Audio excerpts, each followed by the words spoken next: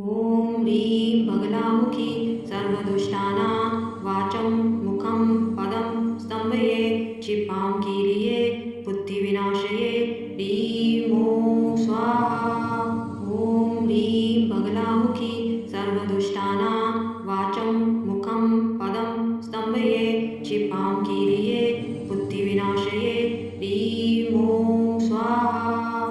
ॐ ह्रीं बगलामुखी सर्वदुष्टानां वाचं मुखं पदं स्तंभये क्षिपां कीरिये बुद्धिविनाशये ह्रीं ॐ स्वाहा।